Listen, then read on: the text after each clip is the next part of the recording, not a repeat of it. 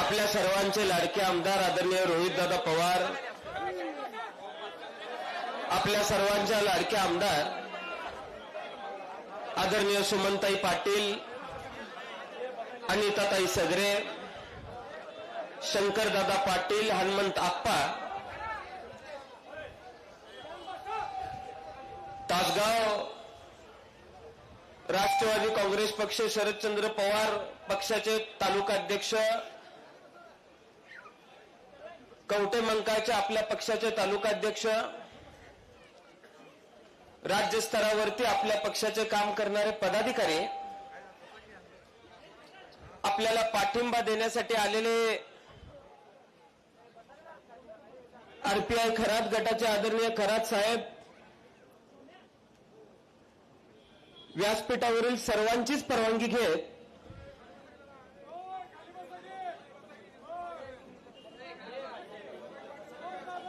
तासगाव व कवटे मंकाळ तालुक्यातील सर्व प्रमुख पदाधिकारी, माझ्या समोर उपस्थित असणारे, मला असणारी सर्व वडीलधारी मंडळी,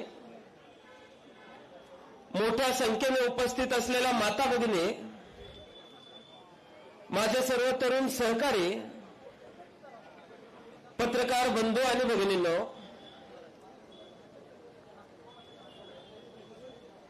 आज हे व्यासपीठ माझ्यासाठी अत्यंत महत्वाचं व्यासपीठ आहे. किंबहुना माझ्या आयुष्याची नवी सुरुवात म्हणायला हरकत नाही. माझ्या आयुष्यातल्या पहिल्यांदाच या व्यासपीठावरून या मातीचे सुपुत्र क्रांतिसिंह नाना पाटील, नागनाथ अण्णा नायकवडी, जीडी बापू लाड, तासगाव तालुक्याचे सुपुत्र विस पागे, आदरणीय वसंत दादा, राजाराम बापू, विठ्ठल दाजी, स्वर्गीय शेंडगे बापू, स्वर्गीय नानासाहेब सगरे, स्वर्गीय अण्णा सगरे, स्वर्गीय हाके बापू, स्वर्गीय पंडितराव काका जाधव, स्वर्गीय लक्ष्मीबाई शंकरराव घोरपडे ताई,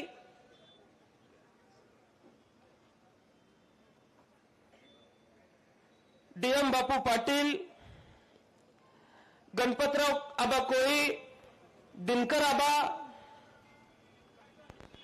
ज्यांच्या कष्टाने आणि ज्यांच्या रक्तघामातून हा तासगाव कवटे मंकाळ मतदारसंघ घडला, अशा सर्व मान्यवरांना मी आज या ठिकाणी विनम्र अभिवादन करतो. आबांचं नाव या यादीमध्ये घ्यायचं धाडस माझं झालं नाही, कारण आबा गेलेत, असा आबा गेल्यानंतर तुमच्या सर्वांच्या मध्ये राहून मला कधी वाटलं नाही. आणि ते गेले जरी असले तरी तुमच्यातल्या प्रत्येकानं मुलगा म्हणून माझ्यावर प्रेम केलेलं आहे, त्यामुळे आबांची कमी मला कधी जाणवली नाही.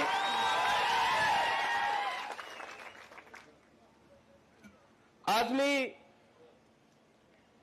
विधानसभेचा अर्ज भरतोय. उद्या या क्षेत्रामध्ये पुढे जात असताना ज्यांना प्रेरणास्थान आपण मानतोय, त्या शिवशाहू फुले आंबेडकरांच्या विचारांची प्रतारणा कधी होणार नाही. अण्णाभाऊ साठेंचं साहित्य लक्षामध्ये घेत, नरवीर उमाजी नाईकांचा शूरपणा लक्षामध्ये घेत, बसवांनांचा विचार लक्षामध्ये घेत, अहिल्या देवींकडून आणि जिजामातांकडून मिळणारी प्रेरणा लक्षामध्ये घेत, उद्या भविष्यामध्ये मी काम करत असताना तुमच्या सर्वांची मान येते किंचितही खाली जाऊन देणार नाही, याची काळजी मी येणाऱ्या काळामध्ये निश्चितपणे घेईन. रोहितदादा आपल्या नेतृत्वामध्ये संबंध महाराष्ट्रामध्ये जाण्याची संधी मिळाली, वेगवेगळ्या घटकांसमोर बोलण्याची संधी मिळाली. अनेक निवडणुकांमध्ये स्टार प्रचारक म्हणून पक्षाने माझी निवड केली. मी तिथं जाऊन सभा घेतल्या. मागच्या लोकसभेला अनेक उमेदवारांसाठी मी सभा घेतल्या. पण स्वतः उभारल्यावर भाषण काय करायचं असतं किंवा लोकांना काय संबोधित करायचं असतं याची कल्पनाच मला नव्हती. परवा रात्री सहज बसल्यावर पहिलं 25 पूर्ण झाले तर मोजलं आणि आपण आपला अर्ज भरायचा आहे हे मनामध्ये सुद्धा नव्हतं. इथल्या सर्व लोकांनी आजपर्यंत आशीर्वाद दिलेला आहे, ताकद दिलेली आहे, काही नसताना काम करण्याची संधी दिलेली आहे, विश्वास ठेवलेला आहे. आज या सर्व लोकांच्या प्रती मी कृतज्ञता व्यक्त करतो. मी सुरुवातीला गेल्या 9 वर्षांमध्ये हा नपेष्ट सोसून ज्या कार्यकर्त्यांनी आम्हाला न सोडण्याची भूमिका घेतली त्या सर्व कार्यकर्त्यांच्या प्रती सर्वप्रथम मी माझी कृतज्ञता व्यक्त करतो. कृतज्ञतेचा भाव वडिलांनी शिकवलाय, कुटुंबाने ते संस्कार केलेले आहेत. 1990 साली जी लोक आमच्यासाठी राबली त्या लोकांना आज अखेर आम्ही लक्षामध्ये घेत राजकारण करतोय. त्या लोकांचा विसर कधी पडला नाही पाहिजे याची शिकवण आम्हाला घरामध्ये दिली जाते. गेल्या 9 वर्षामध्ये माझ्या ज्या सर्व तरुण सहकाऱ्यांनी जीवापाड माझ्यावरती प्रेम केलं त्या तरुण सहकाऱ्यांच्या प्रती सुद्धा मी आज कृतज्ञता व्यक्त करतोय. सबंध तालुक्यामध्ये कुठेही गेलं तरी माझ्या आईला मला चुलीपर्यंत घेऊन जाणाऱ्या माता भगिनी या मतदारसंघामध्ये राहतात. अगदी आपल्या मुलाप्रमाणे प्रेम केले. आपलं पोरगं मोठं झालं पाहिजे या भावनेनं आज माता भगिनी बाहेर पडलेल्या आहेत. त्या सर्व माता भगिनींच्या प्रती मी आज सर्वप्रथम कृतज्ञता व्यक्त करतो. या सगळ्यानंतर खऱ्या अर्थाने आईच्या बाबतीत बोलताना सुद्धा मला मनापासून आज भारावून येतोय. मी आल्यापासून बघतोय किंबहुना पदयात्रेत चालताना सुद्धा ती स्मिता दिदीच्या मुलाचा हात सोडायलाच तयार नव्हती, नातवाचा हातच घेऊन चालली होती. मी तिला भाषणाला उठताना सांगितलं माझ्या सगळ्या जबाबदाऱ्या संपल्यात, एवढं न बोलता बाकी काय बोलायचं ते बोल. मी तुम्हाला आज सांगतो उद्याच्या काळामध्ये सुद्धा या मतदारसंघातल्या माता भगिनींच्या संरक्षणासाठी आमदार सुमनताई उभ्या असतील हा शब्द मी सुद्धा आज या ठिकाणी आपल्याला सर्वांना देतोय. कारण गेल्या 9 वर्षामध्ये काय सोसलेला आहे आणि त्यापेक्षा पुढे जाऊन अनेकांनी तिच्या बाबतीत ती किती करू शकते, काय करू शकते या बाबतीत शंका व्यक्त केल्या. पण त्या सगळ्यांच्या शंकांचं निरसन करण्याचं काम तिनं केलं. जे लोक टीका करत होते की बाईने घर सांभाळावे, मतदारसंघ सांभाळता येणार नाही, त्या सर्व स्वतःला पुरुष म्हणणाऱ्या मर्दांना लाजवेल असं काम तिने गेल्या 9 वर्षात करून दाखवलं. मी स्वतःला पुरुष म्हणणारा मुद्दामच म्हणेन, कारण बाजार समितीची निवडणूक आबा गेल्यानंतर झाली. आमदार सुमनताई, मी, स्मिता दिदी, सुरेश भाऊ आम्ही एका पागा गल्लीतल्या हॉलमध्ये आम्हाला बंद केलं गेलं, बाहेरनं दगड टाकण्यात आली. कुठलं पुरुषत्व त्या पागा गल्लीत त्यांना सिद्ध करायचं होतं हे मला माहित नाही, पण ते सुद्धा सोसलं. त्याच्यानंतर संबंध राज्यामध्ये फिरत असताना मतदारसंघामध्ये काही कमी नाही पडलं पाहिजे या भावनेनं तिनं काम केलं. प्रसंगी जिथं कार्यकर्त्यांवरती अन्याय होतोय असं वाटतंय तिथं कार्यकर्त्यांच्या मागे खंबीरपणे उभा राहण्याची तिची भाषा असायची. मला आठवतंय येरळेच्या पात्रामध्ये पाणी येत नाही म्हणून अनेक लोक सुमनताईंकडे आली, आंदोलन करण्याची भूमिका घेतली. आमच्या निमणीचे मस्के बापू होते, अनेक लोक त्या भागातली होती. काहीतरी करावं लागतं म्हणून त्यांनी सांगितलं. काय तिच्या डोक्यात आलं माहित नाही, तिने पहिली भूमिका घेतली की मी पात्रामध्ये येऊन आमरण उपोषण करणार आहे. संध्याकाळी अधिकाऱ्यांना तिथे यावं लागलं. दुसऱ्या दिवशी पाणी सुटलं.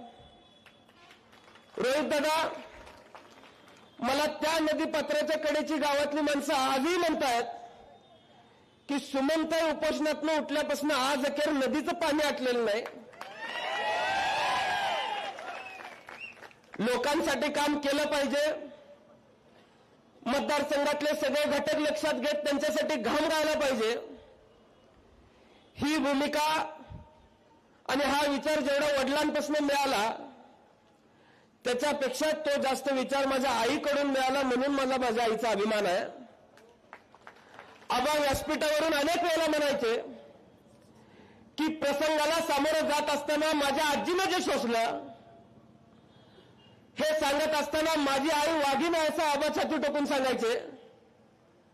आज ती संधी गेल्या 9 वर्षातल्या तुझ्या कार्यामुळे मला मिळाली आणि माझी आई सुद्धा वाघीण आहे हे सांगायची संधी मला तुझ्या कार्यातून मिळालेली आहे. मी आज आईच्या प्रती सुद्धा कृतज्ञता व्यक्त करतो. गेल्या 9 वर्षामध्ये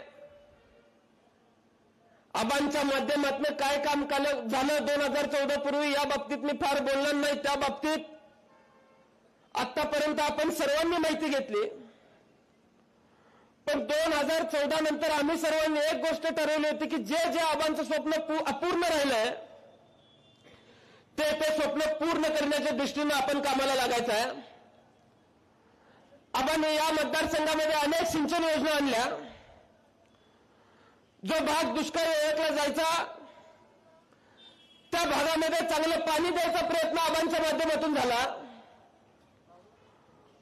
पण आमचा मागे राहिला तो हक्काचा भाग राहिला. सावज पूर्व भाग हक्काचा मागे राहिला. आम्ही प्रयत्न केले की इथं टेंबू योजनेचं पाणी आलं पाहिजे.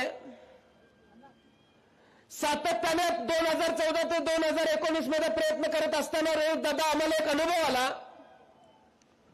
जयंत पाटील साहेबांच्या नेतृत्वामध्ये आम्ही एक शिष्टमंडळ माजी जलसंपदा मंत्र्यांकडे घेऊन गेलो. माझ्या सावज भागातले शेतकरी सुद्धा तिथे उपस्थित होते. त्यांनी सांगितलं की आम्हाला आमच्या हक्काचं पाणी मिळालं पाहिजे. आमच्या बागा वाळायला लागलेल्या आहेत. तर उद्धटपणे त्या मंत्र्यांनी उत्तर दिलं की जमत नसतील तर बागा काढून टाका आणि तिथून ती बैठक उठवण्याचं काम त्या मंत्र्यांनी केलं. आज आपल्या समोर ज्या पक्षातून उमेदवार उभारणार आहेत त्याच पक्षाचे घटक पक्षाचे मंत्री आज तिथं सुद्धा कार्य करतायत.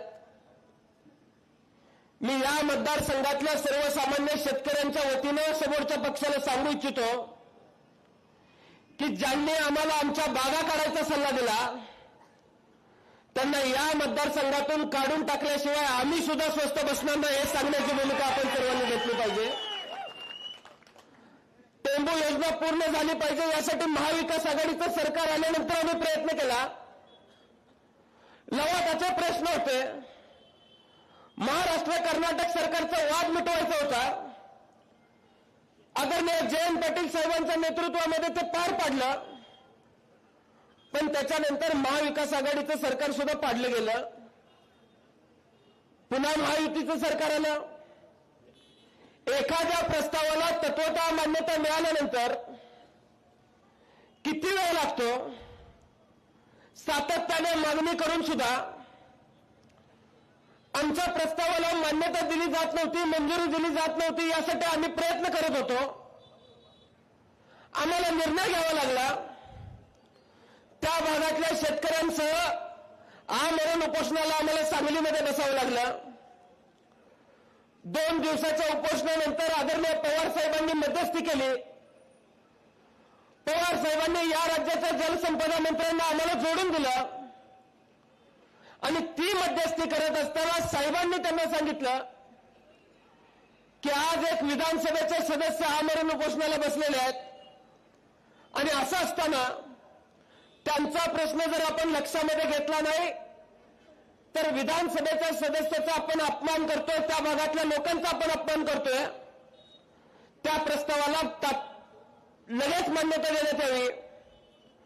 1.5 दिवसाच्या आमरण उपोषणानंतर राज्य सरकारला जाग आली. आमच्या 8 टीएमसी पाण्याला मंजुरी द्यायचा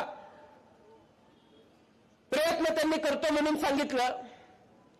आम्ही प्रयत्न चालणार नाही म्हणून सांगितलं. पत्र मिळाल्यानंतरच आम्ही उठणारी भूमिका आम्ही घेतली आणि 1.5 दिवसाच्या उपोषणानंतर 8 टीएमसी पाणी मंजूर झालं असं जी आर त्यांना काढावा लागला. त्यातलं 1.5 टीएमसी पाणी हे माझ्या मतदारसंघासाठी आरक्षित झालं. टेंबू योजनेमध्ये जी गावं अधिकृतरित्या समाविष्ट व्हायची होती ती सगळी गावं झाली. भागामध्ये येणाऱ्या काळामध्ये पाणी येणार आहे. पाण्याच्या माध्यमातून शेती चांगली होणार आहे. पण नोकऱ्यांचा प्रश्न अनेक ठिकाणी भेडसावणार आहे. संबंध महाराष्ट्रामध्ये अनेक ठिकाणी एमआयडीसीची मागणी होती. पण महाराष्ट्रातल्या 2 रोहितांना एमआयडीसीसाठी इतका संघर्ष करावा लागला.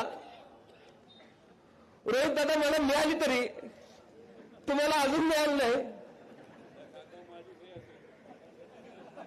माझी इच्छाच आहे त्या खात्यात तुम्ही बसावं.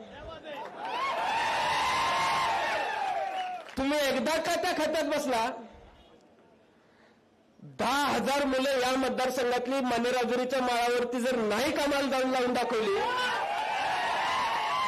तर मी सुद्धा आर पाटलांचा पट्टा म्हणून शब्द देणार नाही. तुम्हाला राज्य पातळीवरच्या अडचणी होत्या म्हणून झालं नाही. मला मात्र इथल्या काही किरकोळ लोकांच्या अडचणी होत्या. त्यांनी घाट घातला होता. आबा एमआयडीसी करत असताना फक्त आबांना श्रेय जातं म्हणून एमआयडीसी होऊन दिली नाही. पण त्याचं श्रेय फक्त आबांना जात नव्हतं. या मतदारसंघातल्या हजारो तरुणांचे हात बेकार ठेवण्याचं काम तुमच्या माध्यमातून झालेलं आहे आणि त्याचं पान फेडल्याशिवाय इथली तरुण पिढी येणाऱ्या काळामध्ये गप बसणार नाही हे मला तुम्हाला सांगायचं आहे. आज हे सांगतायत, वेगवेगळ्या ठिकाणी उभारतायत. मला असं कळालं की पुणे, मुंबई, दिल्ली अशा 3 ठिकाणाचं पीआर टीम तासगाव सारख्या ठिकाणी आणलेल्या आहेत. माझी तासगाव कवठे मधल्या मतदारसंघातल्या गावगाड्यातली पोरं त्या पीआर टीमला बास आहेत. गेल्या 9 वर्षात या मतदारसंघात आम्ही काम केलेलं आहे. रुग्णसेवा आबांच्या माध्यमातून व्हायची. अनेक लोकांनी इच्छा व्यक्त केली की तुम्ही सुद्धा रुग्णसेवा केली पाहिजे. कोरोनाच्या नंतर आम्ही काम चालू केलं. फक्त 3.5 वर्षामध्ये 5,600 ऑपरेशन गेल्या 3.5 वर्षामध्ये आपल्या मतदारसंघामध्ये झालेले आहेत. तुम्ही जर मला काम करण्याची संधी दिली तर आपल्या मतदारसंघातल्या सिंचनाचा प्रश्न जो काही आपल्याला भेडसावतोय त्याचं नीट टाइम टेबल करून इथल्या शेतकऱ्याला कुठल्याही पद्धतीचा त्रास होणार नाही अशा पद्धतीचं सिंचन योजना मी चालवून दाखवेन. तुम्ही जर मला काम करण्याची संधी दिली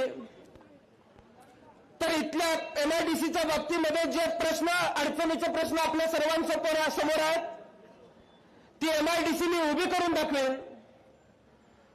तुम्ही जर मला काम करण्याची संधी दिली तर इथल्या द्राक्ष उत्पादक शेतकऱ्यांच्या बाबतीत ज्या अडचणी निर्माण झालेल्या आहेत त्यांच्या बाबतीमध्ये विधानसभेमध्ये, लोकसभेमध्ये जो आवाज उठवणं गरजेचं आहे. लोकसभेमध्ये आवाज उठवणारा माणूस तुम्ही निर्माण करून दिलेला आहे. आता विधानसभेमध्ये सुद्धा आवाज उठवणारा माणूस तुम्ही निर्माण करा एवढीच विनंती मला तुम्हाला सर्वांना करायची आहे.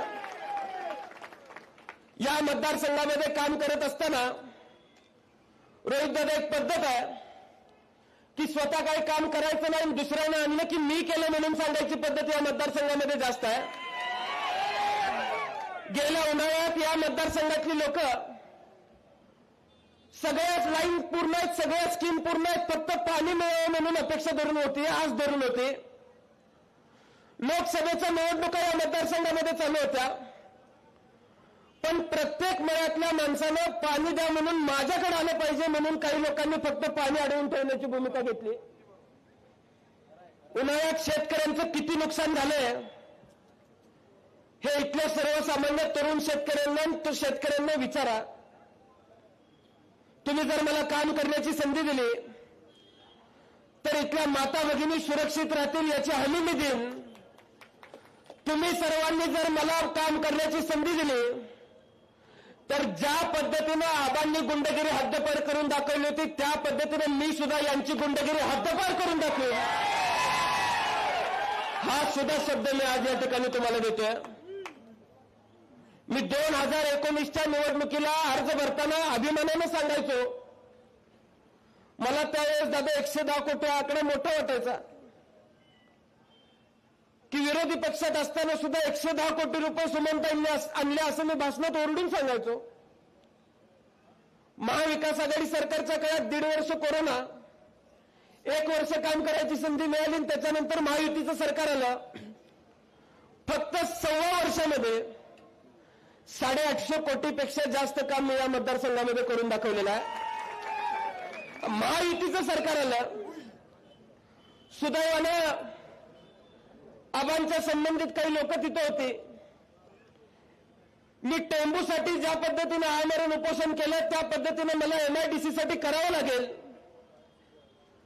पाण्यासाठी मी सांगलीत केलं, पण MIDC मंजूर करण्यासाठी मला तुमच्या बंगल्याबाहेर आंदोलन उपोषण करावं लागेल, आमरण उपोषण करावं लागेल. अन्यथा मी समुद्रामध्ये त्या ठिकाणी बसून उपोषण करेन असं मी मंत्र्यांना सांगितलं. काही दडपण आम्ही तयार केलं आणि MIDC मंजूर करून घेण्याचं काम या मतदारसंघामध्ये केलं. आज हे सगळं करत असताना 850 कोटीचा आकडा आता आपण सांगितलेला आहे. लोकसभेच्या निकालानंतर महाराष्ट्रामध्ये उद्याच्या काळामध्ये महाविकास आघाडीचं सरकार येणार आहे हे सांगायला कुठल्या ज्योतिषाची गरज नाही. तुम्हाला 850 कोटी हा आकडा सुद्धा छोटा वाटायला लागेल एवढंच मी आज या ठिकाणी तुम्हाला सांगतो. रोहित दादांनी महाविकास आघाडीचं सरकार असताना 3000 कोटींची कामं कर्जत जामखेडला केली असं मला ऐकायला मिळाले. पुढच्या काळामध्ये कर्जत जामखेड बरोबर तासगाव कवठे मंकाळचं नाव सुद्धा मी निश्चितपणाने यादीमध्ये येईल याची खात्री मी घेईन. अनेक वर्ष तासगावचा रिंग रोड पूर्ण व्हावा अशी मागणी होती. आबांनी रिंग रोड मंजूर केला त्यावेळेस हेच लोक आडवे पडले, पण परत सरकार आलं त्यावेळेस ज्या शेतकऱ्यांना यांनी फसवून माघार घ्यायला लावली होती त्या शेतकऱ्यांना विनंती करत बसले. त्या शेतकऱ्यांनी मान्य केलं नाही. थोडंफार आमच्या त्या लक्षामध्ये आल्यानंतर मी गडकरी साहेबांना विनंती केली. रोहित दादा मी दिल्लीला 17 वेळेला गेलो. 17 वेळेला गेलेल्याची 17 वेळेला आलेल्याची तिकीट सुद्धा मी काढून ठेवलेत पुरावा म्हणून.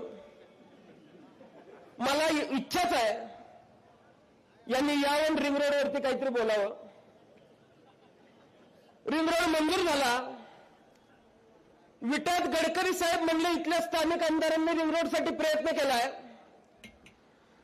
तर या मातब्बरांनी गडकरी साहेबांना खोटं ठरवण्याचा प्रयत्न केला.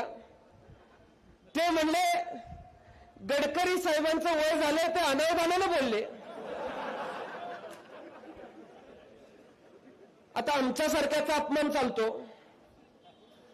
तुम्ही तुमच्या गावगाड्यातल्या कार्यकर्त्याचा अपमान करताय. आम्ही 30-35 वर्ष बघत आलेलो आहे. केंद्रीय मंत्र्यांना सुद्धा ही माणसं सोडणार. दादा अनेक मुद्दे आहेत. तुम्ही जर मला काम करण्याची संधी दिली तर या मतदारसंघामधली 1 इंच जमीन अनधिकृतपणे कुणाच्या नावावर मी होऊन देणार नाही या पद्धतीचे शब्द सुद्धा मी आज या ठिकाणी देतो. सर्वसामान्य माणसाला त्रास देणारा अजून जन्माला यायचा आहे हे पुढच्या 5 वर्षाच्या कारकिर्दीत मी निश्चितपणाने दाखवून देईन. हा शब्द सुद्धा मी आज या ठिकाणी अर्ज भरताना देतोय. त्यामुळे गेल्या 5 वर्षामध्ये तुम्ही सर्वांनी आदरणीय ताईंच्या खांद्यावरती जबाबदारी टाकली. 850 पेक्षा कोटींपेक्षा जास्त काम या मतदारसंघामध्ये करत त्यांनी ती जबाबदारी यशस्वीपणे पार पाडली. आज काही पीआर टीमच्या माध्यमातून रोहित दादा हे सांगतायत की 30-35 वर्षामध्ये यांनी काय केलं हा सवाल ते करतात. ज्या गावामध्ये राहतात त्या गावाला पाण्याची वळचण सुद्धा आबांनी घातलेली आहे. रोज आंघोळ करताना यांनी एकदा आबांचं नाव घेतलं पाहिजे आणि मग मला विचारलं पाहिजे 30-35 वर्षामध्ये यांनी काय केलंय. ज्या ग्रामपंचायतीमधून यांच्या गावातून हे कारभार चालवतात त्या ग्रामपंचायतीला सुद्धा आबांचा फंड आहे. आपण 5 वर्ष आमदार असताना 10 वर्ष खासदार असताना मी खुल्या व्यासपीठावरती कधी यायला तयार आहे. तुम्ही तुमच्या 15 वर्षातली कामं सांगायची आणि मी माझ्या फक्त गेल्या 5 वर्षातली कामं सांगायची आणि मग 35 वर्षाचा हिशोब करायला मी व्यासपीठावर उभं राहायला तयार आहे. त्यामुळं माझी इथल्या मतदारसंघातल्या सर्वसामान्य माणसाला विनंती आहे की आपण सर्वांनी सत्सद विवेक बुद्धीने विचार करत येणाऱ्या काळामध्ये काम करण्याची आवश्यकता आहे. इथे उपस्थित असलेल्या सर्व कार्यकर्त्यांना मी विनंती करेन, तुमच्या आशीर्वादाच्या जोरावरती मी आज अर्ज भरलेला आहे. आपलं चिन्ह तुतारी वाजवणारा माणूस आहे. रोज दादा मला असं ऐकायला मिळालं की 30-35 वर्षामध्ये काय काम केलं हे विचारत असताना अशाही यांच्या चर्चा झाल्या की कुठलाच पक्ष तिकीट देत नाही म्हणल्यावर आपण घड्याळाकडे जाऊया. आबांच्या मुळे या मतदारसंघामध्ये घड्याळ रुजलंय, थोडीफार मतं त्यातली मिळतील म्हणून हे घड्याळ चिन्ह घेतलंय काल असं मला कळालं. ज्या बारामतीमध्ये घड्याळाचा जन्म झाला त्या बारामतीमध्ये लोकसभेला तुतारी वाजवणाऱ्या माणसाला 48,000चं मताधिक्य आहे. ज्या माणसाने घड्याळ बनवलं त्या माणसाने घड्याळाचे सेल काढून टाकलेले. तुम्ही त्या घड्याळाची काळजी अजिबात करू नका. आपण सर्वांनी एक गोष्ट लक्षामध्ये घेण्याची आवश्यकता आहे. आज आदरणीय पवार साहेबांना आपल्या सर्वांच्या ताकदीची गरज आहे. आज आदरणीय पवार साहेब महाराष्ट्राचा स्वाभिमान दिल्ली पुढे दाखवत आहेत. तो स्वाभिमान टिकवण्याचं काम तुम्ही सर्वांनी मत देऊन करायचं आहे.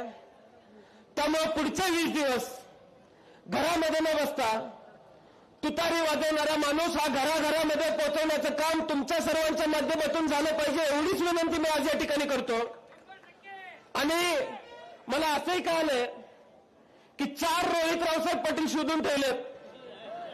त्यामुळे तुम्ही त्याची काळजी करू नका. तुतारी वाजवणारा माणूस आणि रोहित पाटील हा खमके आहेत, खंबीर आहेत. तुम्ही सगळ्यांनी आशीर्वाद दिला तर यांनी काही षडयंत्र केली, तुम्ही एकत्र आले तरी निश्चितपणाने फरक पडणार नाही. अशा पद्धतीच्या निवडणुका अनेक या तालुक्यामध्ये झालेल्या आहेत. त्यामुळे आजपर्यंत आबांचं राजकारण सर्वसामान्य माणसांच्या जोरावरती होतं. या पुढच्या काळात माझं राजकारण सुद्धा सर्वसामान्यांच्या आशीर्वादावरतीच चालणार आहे, हे मी आज या ठिकाणी सांगू इच्छितो. त्यामुळं आपण सर्वांनी निर्धार करण्याची आवश्यकता आहे. घराघरामध्ये तुतारी वाजवणारा माणूस पोचवायचा आहे, घराघरामध्ये आपला उमेदवार पोचवायचा आहे आणि 23 तारखेला घराघरातला माणूस बाहेर काढून गुलाल उधळायचा आहे, भंडारा उधळायचा आहे. त्यामुळं आपल्या सर्वांच्या वरती विश्वास ठेवत आम्ही सर्वजण निश्चिंत आहोत. महाराष्ट्राच्या आणि तासगाव कवठे मंकाळच्या घराघरामध्ये आबांचा विचार पोहोचवण्यासाठी आबांचे मावळे सज्ज आहेत. हे येणाऱ्या 20 दिवसामध्ये आपण दाखवून देऊया. आणि आज आपण हा अर्ज भरण्यासाठी मोठ्या संख्येने इथे उपस्थित राहिलात त्याबद्दल मी मनापासून आपल्या सर्वांचे आभार मानतो आणि माझे 2 शब्द संपवतो. जय हिंद, जय महाराष्ट्र.